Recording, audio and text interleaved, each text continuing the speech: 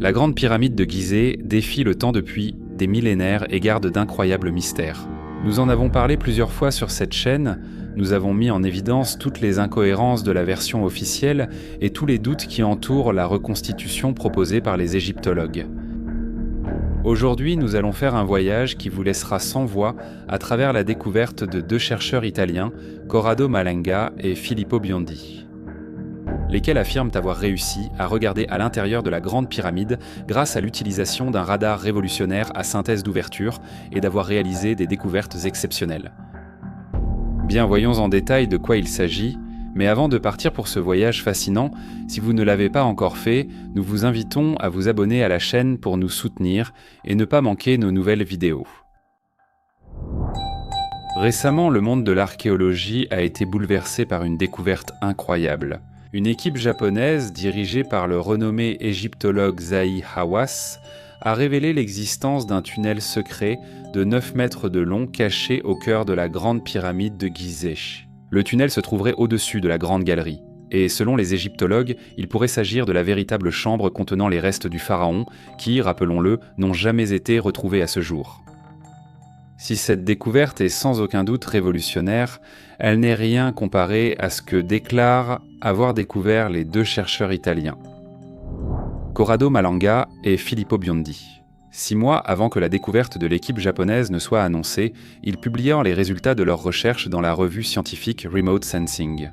Et non seulement ils identifiaient au-dessus de la grande galerie le tunnel repéré par le groupe de recherche japonais, mais ils découvraient de nombreuses autres pièces, non seulement dans la pyramide, mais même jusqu'à 100 mètres en dessous de celle-ci. Pour bien comprendre la portée de cette découverte, nous devons cependant commencer par le début. Mais d'abord, faisons juste une petite introduction. Dans cette vidéo, nous ne traiterons pas les critiques qu'une partie du monde scientifique a adressées aux deux chercheurs, mais présenterons leurs recherches. Et en particulier, nous approfondirons les déductions que le professeur Malanga a exposées sur l'utilisation qu'un peuple ancien aurait faite de ce monument incroyable. Pour ceux qui veulent approfondir et se faire leur propre idée sur l'étude du professeur Malanga, le lien vers la publication scientifique est dans la description de la vidéo. Malanga et Biondi, pour réaliser leur étude, ont utilisé le SAR, le radar à synthèse d'ouverture, en y appliquant cependant une petite mais ingénieuse modification. Le SAR, comme beaucoup d'entre vous le savent, est une technologie radar avancée qui utilise le traitement des informations radar pour créer des images haute résolution de la surface terrestre. Pour obtenir ce résultat, une antenne d'environ 6 mètres est installée sur un satellite qui, en se déplaçant le long d'un trajet prédéfini, simule l'effet d'une antenne beaucoup plus grande et permet de capturer des images très détaillées de la surface de la Terre. Le radar fonctionne en émettant des radiations électromagnétiques qui, en se réfléchissant sur les objets, reviennent au satellite avec des informations détaillées. Ce système est utilisé pour des mesures environnementales. Par exemple, il est capable de détecter les vibrations des glaces terrestres avec une précision millimétrique. Le SAR est donc une technologie qui est déjà utilisée depuis un certain temps, mais il n'est cependant pas capable de voir sous la surface terrestre. Comment ces deux chercheurs ont-ils pu observer l'intérieur de la Grande Pyramide ? Selon Malanga et Biondi, il a suffi de faire une petite modification au logiciel. Avec une astuce qui consistait essentiellement en une modification logicielle des programmes utilisés, nous avons fait en sorte que le radar puisse voir à l'intérieur de la pyramide. Gardez à l'esprit que ce que nous faisons, c'est modifier, commuter un signal électromagnétique en un signal sonore phononique, c'est-à-dire vibratoire. Donc, lorsque nous faisons plusieurs scans, nous émettons plus de signaux. Plus d'informations nous reviennent du radar. En quelques millionièmes de seconde, entre un scan et l'autre, nous arrivons à voir les différences de déplacement de la vibration du matériau. La pyramide devient ainsi un objet transparent, car les phonons pénètrent mieux dans des matériaux comme le granit, par rapport aux ondes électromagnétiques qui n'arrivent pas à le traverser. Ainsi, Malanga et Biondi, grâce à ce système et à des scans répétés, ont réussi à obtenir une image détaillée de l'intérieur de la pyramide de Gizeh, qui devient pratiquement transparente et permet de voir tout ce qu'elle contient. En utilisant cette technique, c'est comme si l'on disposait d'un modèle tridimensionnel de la pyramide qui peut être virtuellement sectionné pour en examiner l'intérieur. exactement comme on coupe un gâteau en plusieurs parts pour en examiner les couches. Sur cette chaîne, je vais en profondeur sur des sujets difficiles à expliquer. Et plus on creuse, plus il devient difficile de savoir ce qui est vraiment réel. C'est pareil avec notre argent. La bourse est complexe et difficile à vraiment comprendre. Alors je me suis aussi plongé là-dedans. Et c'est comme ça que j'ai découvert Mintos, une plateforme qui vous permet d'investir dans des prêts et de gagner des rendements de façon plus régulière. Plutôt que de prédire un marché instable, voici quelque chose que vous pouvez vraiment comprendre, contrairement aux mystères que j'aborde sur cette chaîne.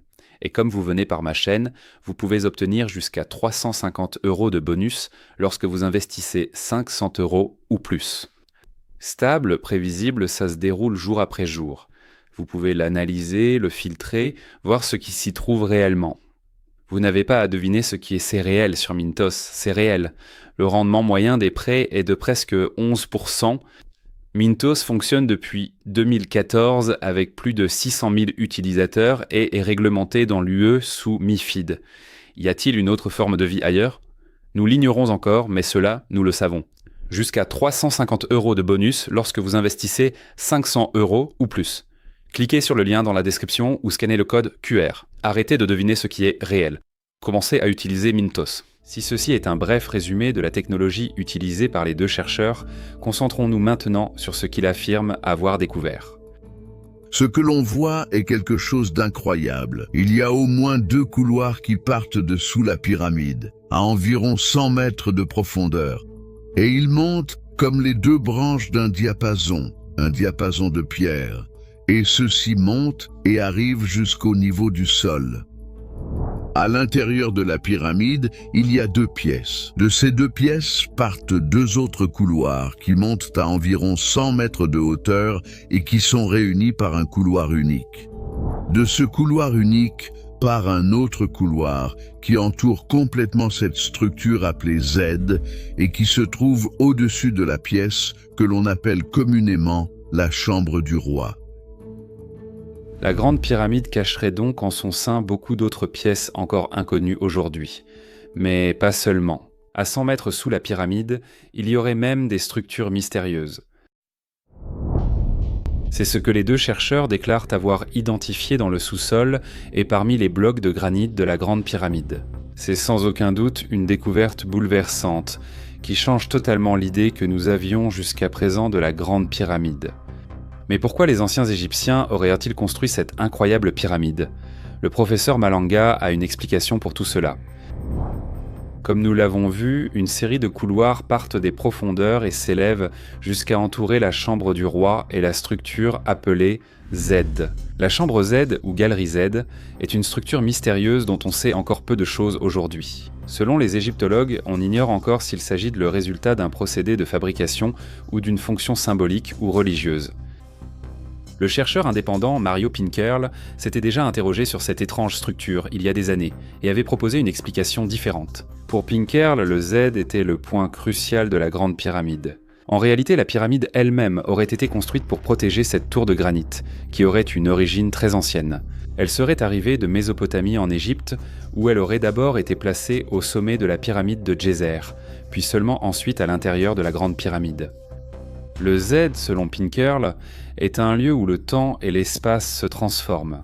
Un lieu capable de générer des ondes alpha qui communiquent avec les lobes frontaux des hommes qui étaient peints à placer dans ce sarcophage ou bassin, qui se trouve encore aujourd'hui dans la chambre du roi dans la Grande Pyramide. Voici la thèse du professeur Malanga, née après la découverte de ces mystérieuses structures situées à l'intérieur de la Grande Pyramide et dans son sous-sol, se rapproche à certains égards de celle de Pinkerl. La pyramide de Gizeh serait, selon le professeur, la maison de la vie, un lieu où le pharaon se rendait pour se soigner et se régénérer. La structure Z serait donc un dispositif acoustique qui, à travers un système de filtres, canaliserait les ondes sonores générées par le vent vers la pièce située en dessous. Ces ondes, selon différentes simulations informatiques réalisées par le professeur, seraient dirigées exactement vers la tête d'une personne située à l'intérieur de la cuve en granit placée dans la chambre du roi. De plus, toujours selon le professeur Malanga, afin d'amplifier les propriétés curatives des basses fréquences produites par la structure en granit, la pyramide était remplie acoustiquement, à travers un système, les ondes sonores générées s'amplifiaient et auraient régénéré ou guéri le pharaon. aumentandone la longevità.